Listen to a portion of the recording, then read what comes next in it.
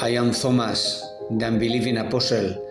I was perhaps the most rational of all the followers of Jesus. Yes, I was a realistic man with my feet on the ground. Before I met Jesus, I shared, in a way, the philosophy of the Sadducees, who did not believe in the afterlife. At that time, I didn't know that Satan is real and that he has a secret weapon, not arrows or swords, but doubt, which he constantly whispers in our ears to undermine and destroy faith, because faith is a straight road to the Father. The Bible says that without faith you cannot please God, and that faith without works is dead faith. Without faith the walls of Jericho wouldn't have fallen. Without faith David wouldn't have defeated the giant Goliath. Without faith Abraham wouldn't have left his country and part of his family. Satan caught me in a trap of doubt.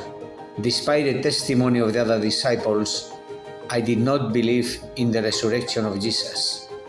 Unlike Peter, who denied Jesus 3 times on the faithful night before his crucifixion, I also denied the resurrection of the Lord. In front of my brothers and sisters, I said with complete confidence, if I don't see the marks of the nails in his hand, if I don't put my finger in his wounds, if I don't put my hand in his side, I don't believe.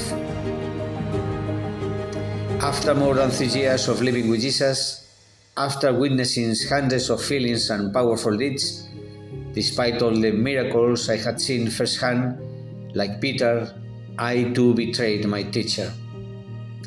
My unbelief was a cold stab in the side of Jesus. My unbelief meant that all the good work he did was undone. I denied that he was the Messiah and that he had the power to redeem us.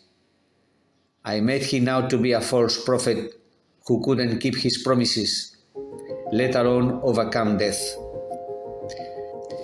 This disbelief caused a pain that followed me for the rest of my life. I wanted to make up for my mistake by trying harder to spread the gospel. I have traveled over 4,000 miles, crossed deserts and unknown lands, suffered heat and cold, and feared for my life. I reached India as far as the region of Kerala. Some people were fanatical and worshipped images like demons. It took me years to win people over for Christ.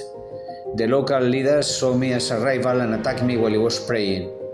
I felt the spear pierce my side. In my distress, I recalled the episodes of our journey through Galilee. My mind was flooded with vivid images, culminating in the crucifixion of Jesus. Now, under torture, my blood is running down my side. I see the faces of those men who, seized by a deep hatred, are trying to destroy me. Once again, I feel the steel pierce my flesh. In my agony, have mercy on my attackers, I forgive them.